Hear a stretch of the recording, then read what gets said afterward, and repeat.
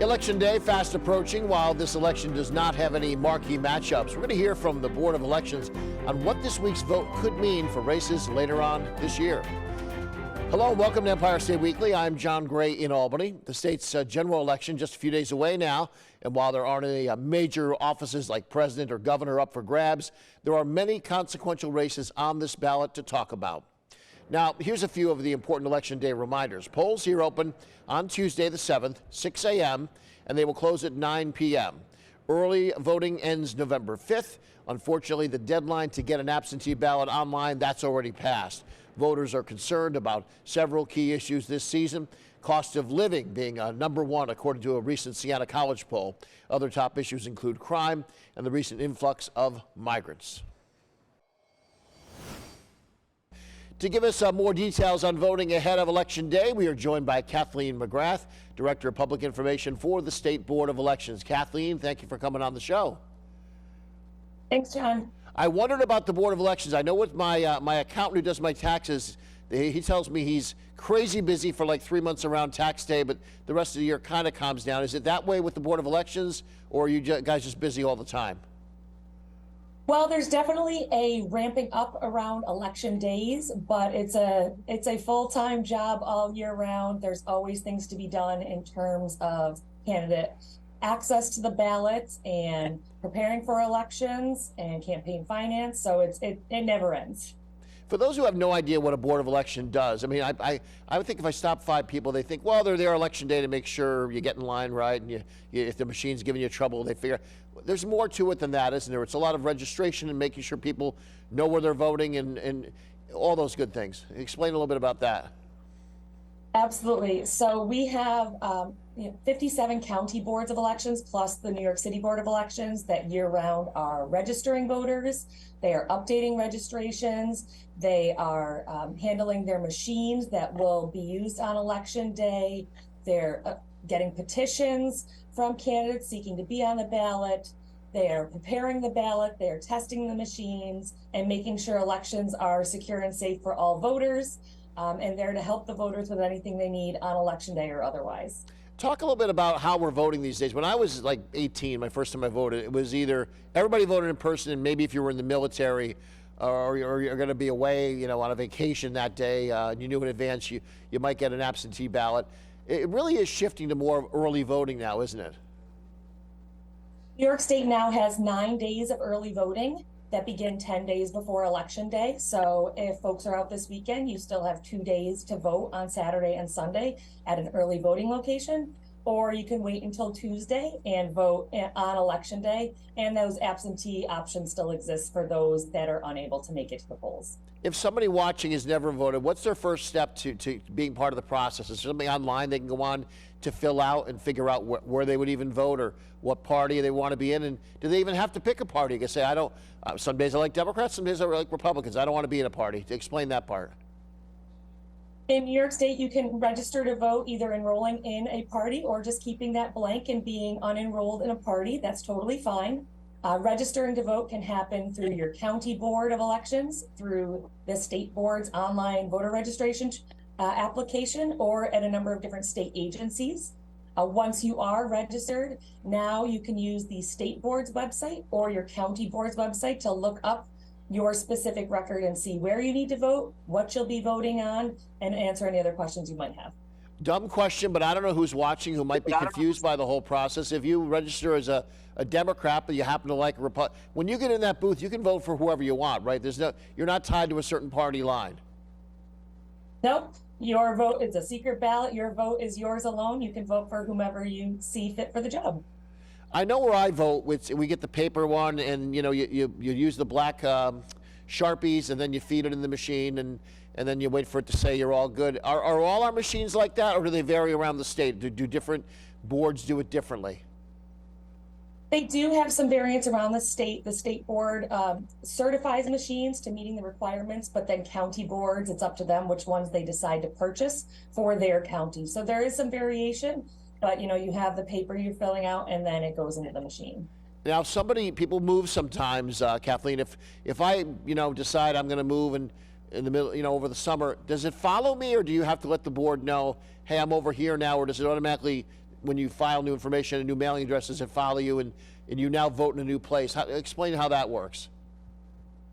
You'll register at your new address, and you can do that as part of DMV is a really common way to do that. When you update your license through the DMV, you can also update your voter record.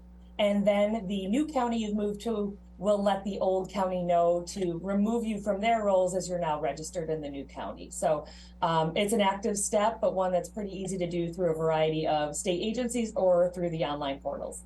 I always wondered about the signs we see on the side of the road, and they haven't been so bad this year. I think some years they're just everywhere, and you can't wait till election day's over to stop looking at the same guy's name 65 times on the mile you drive to the Stewart shop.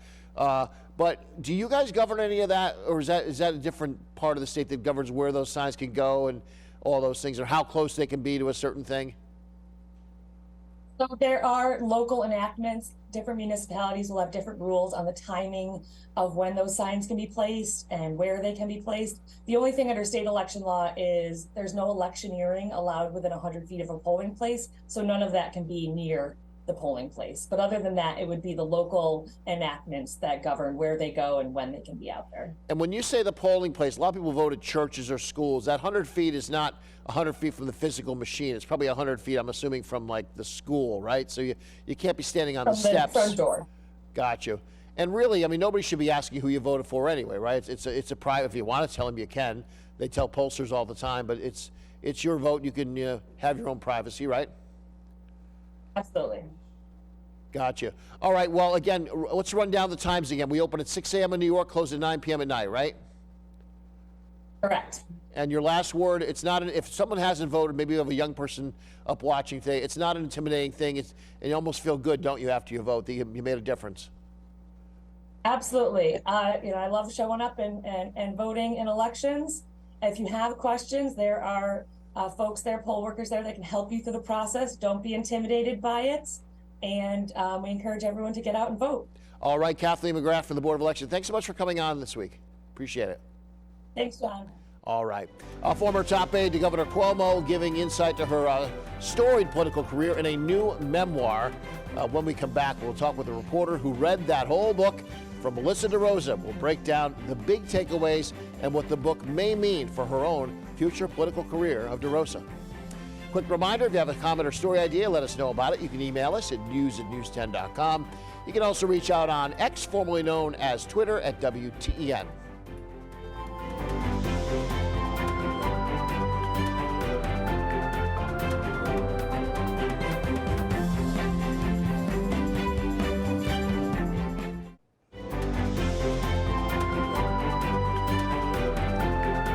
Welcome back to Empire State Weekly. I'm John Gray in Albany. Melissa DeRosa served as secretary and top aide to former Governor Andrew Cuomo before both she and he resigned amid multiple scandals involving sexual harassment and alleged mishandling of nursing homes and COVID deaths. DeRosa now discussing many of the elements of her political career in her new book, a memoir called What's Left Unsaid. Now, DeRosa gives a full-throated defense of her and Andrew Cuomo's actions during the pandemic, blaming much of the criticism aimed at her on a hostile media, something she says goes with the territory. Everyone is entitled to have a position on what happened. And for a number of years, I was batted around like a piñata by the press. And there were a lot of things that were said about me that were not true. And there were a lot of things said about the administration that were not true. And the same way that I get to tell my story, I respect that other people have different views and they're going to have their own criticisms. And it is what it is. You get into the boxing ring, you expect to get punched in the face, but you're in the ring to fight back. DeRosa added that the Me Too movement was weaponized to force Cuomo out. She said that the Attorney General's report into sexual harassment was full of lies. She also says that she is not done with politics. Joining us now to break down Melissa DeRosa's new book is author and journalist Rebecca Traister. Rebecca, thanks for coming on. Thanks for having me. I got to know your name and work by reading, I'd read some of your other things before, not realizing it was you, but this particular review of the book was in New York Magazine that I happened to see because I was preparing to interview her if we could get her on the show. And yours was one of the articles I read, and it was so thoroughly done, so congratulations on the work you put in on that. It was not a short read, but a thorough read. I know reporters don't pick the headlines or subheadlines, but it caught me. It said revenge campaign about the book. Talk to me a little bit about what was your first take on the book? This was a little bit of settling scores for Melissa, wasn't it?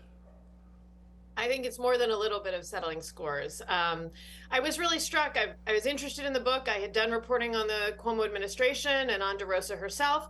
Not all of it, in fact, most of it not very flattering. But here is a book that's coming 2 years after the governor's resignation and her departure from his administration. And, that's fascinating. There's certainly amount of what she will tell you is that she's writing about her time in a critical moment for the state of New York, in a period that really made history in the state. And I was very eager to see what she had to say about that. And what I found was it was really sort of pure revenge politics, beginning to end. She has some of her own personal narrative in there too about the tolls that the job took on her personal life, on her body, on her health. But all of that is set against a really stark picture of that she paints of everybody who was a Cuomo critic or challenger, or as she portrays them very, very negatively. Is incredibly critical of them, and the people that she praises are the people who were in the administration and who were Cuomo loyalists. So you get a very, very stark picture of, good people and bad people, and they fall very, very neatly along the were they Cuomo aligned or not Cuomo aligned. There's not a lot of retrospective investigation of whether or not there was anything problematic or troubling. She's not questioning anything about the administration she served in. She is furthering its power. Yeah, I want to pick up on that because usually when you pick up any memoir, it could be on, Wayne Gretzky, or it could be Taylor Swift if she writes one someday. You think, are they going to be reflective? And are they going to look at their own flaws, or is this going to be just I'm wonderful and everybody else was wrong? One of your quotes that jumped out at me. You said to note this memoir lacks self-reflections like observing Moby Dick lacks zebras. I kind of laughed out loud when I read that line. There's not a lot of humility in this book of we kind of messed up here, here, and here, is there? None. There really isn't any look at what mistakes were made.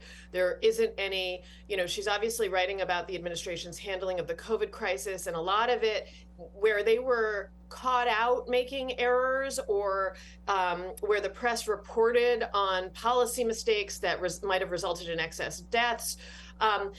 A lot of the way she tells the story is this was the press coming after the administration. This was misreporting. This was political enemies settling scores. And by the way, some of that might be true. I'm not suggesting that none of it is, but when there's not even the moment to pause and say, actually, these were errors that we made, it's very hard to buy the everybody was out to get us line as the full explanation for everything that went wrong. And the same is true when she gets into the big part of the book that is about the number of harassment allegations that were made against Andrew Cuomo. There's not a moment in that book where she says, wait, what if what all of these people were saying was true? It's all a sort of conspiracy theory in her head of his political enemies setting up this scheme where multiple women who didn't necessarily even know each other or work together at the same time were going to come forward with these stories, then be misrepresented.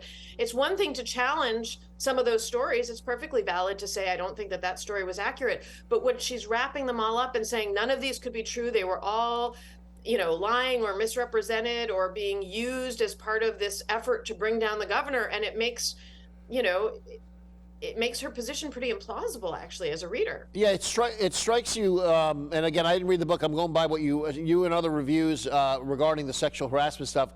My first reaction was these are supposed to be the good guys, the blue state, dyed-in-the-wool Democrats who are believe all women, the Me Too movement, but then except when they're coming after her boss, then it's maybe don't believe all women. In fact, let me give you this file on Lindsey Boylan, and we've got some information on her that might undercut her claims. It strikes you as disingenuous. How much do they believe in the cause at all when it came to him, Andrew Cuomo, they suddenly circled the wagons and were really going after them? Right. And I want to say, as somebody who's written a lot about sexual harassment and who writes about politics from a feminist perspective, that I actually don't take the position of believe all women. I think history will tell us, obviously, people make up stories. And again, if somebody wants to push back at allegations, that is very fair, right? I want to give audience to those who want to tell different stories, who want to push back at allegations. But when you're talking about this number of allegations that have been really deeply investigated by the Attorney General's office, now she pushes back against the Attorney General's investigation. She has a whole political framework in which the Attorney General, Tish James, just wanted to be governor and therefore said, but she had independent investigators, she had attorneys, there were hours and hours of testimony. Right. You know, this is a case that actually did get an enormous amount of due process, and that could have had more had Andrew Cuomo decided not to resign, but instead sit through impeachment inquiries. You know, it wasn't just a couple of people telling a story and suddenly he's done. There was a lengthy investigation that was done. And as I said, I don't subscribe to a theory, and I never have, believe all women. I tend to want to trust women's stories, to take them very seriously, to take allegations seriously. And some of them are going to turn out to be plausible, and some of them are going to turn out to be implausible. And it's fine to push back at individual ones. But what DeRosa is setting up here, again, is very stark and black and white and pushes the bounds of credulity. It's probably not that everybody was making this stuff up. And in fact, the governor hasn't even challenged, for example, Charlotte Bennett's story of Right. the conversations they had. He's cast it in a different light. So the notion that everybody was making up stories doesn't pass muster, but that's the only way. She can only seem to portray these circumstances and these events as having been between Cuomo's enemies and Cuomo's loyalists. And it makes it very difficult to think that the story she's telling is any more plausible than the one that's already been reported. Well, last question. Most people, if this happened to them, whether you're Melissa or Andrew Cuomo, you talk about getting spanked pretty hard in the media and in the public opinion, and you just sort of take your ball and go home, and you're done playing the game. It sounds like she was very clear. I won't quote exactly what she said because she used a naughty word, but you know, she says, "Oh no, I'm not done with politics by a long shot." She wants some kind of a comeback tour, and it sounds like her former boss wouldn't mind coming back in some way either. Do you get that sense as well, that this is also, in a way, trying to position her to come back in some way? Absolutely. I mean, he's been doing part of her media tour with her. They were on Bill Maher's show together last weekend. He has been hosting a podcast, inviting politicians on. I think there's no question when she's been asked as part of her book tour about whether or not he should run for governor again. She said that she hopes he does and that she would support him. I think there is a very clear and obvious hunger on the part of Andrew Cuomo and, you know, and Melissa DeRosa to come back to power. I think this book is probably part of their strategy to come back to power. And I think it's something that people should take very seriously. The possibility that, in fact, you know, they will come back to power. Rebecca Traister, thank you for coming on today. And for those who might be watching the show, I highly recommend going to Google, put in Rebecca Traister's name, Traister, New York Magazine, Melissa DeRosa. You'll find the article. It might take you 15 minutes to read, but it's certainly educational. Rebecca, thanks for coming on. Thanks so much for having me, John. We do appreciate it. The war in the Middle East sparking hate right here at home, how New York leaders are addressing the growing threats against Jewish and Muslim communities. If you have a comment or story idea, please let us know about it. You can email us at news@news10.com. You can also reach out on X, which we all still call Twitter, at WTEN.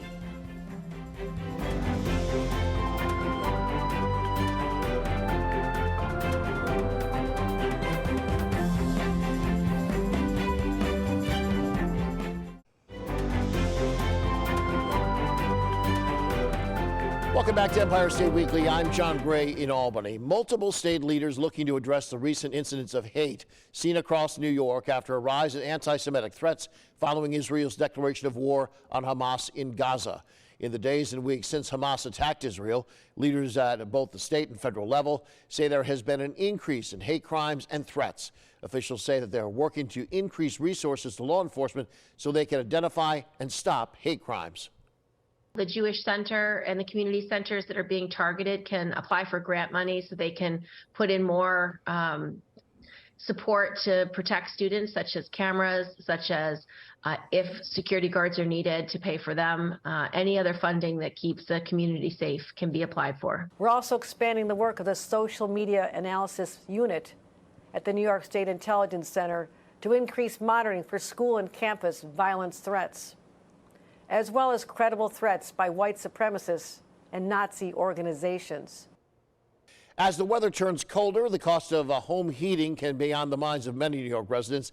However, a state program is now accepting applications to help the residents keep the heating costs low.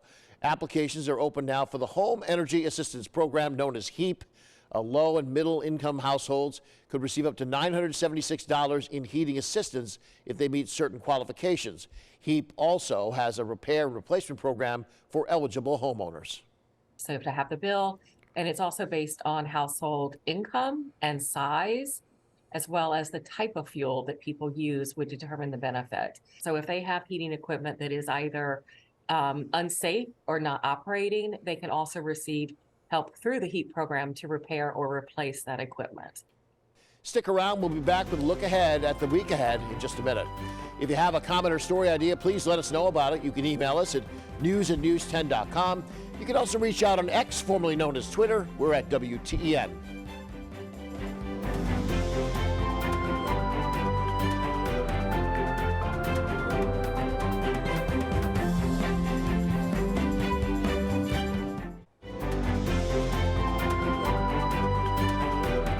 Finally, in Empire State Weekly, returning to the situation overseas, Israel continues its ground invasion of Gaza. This happening in the aftermath of the surprise attack on Israel by the Palestinian militant group back on October the 7th.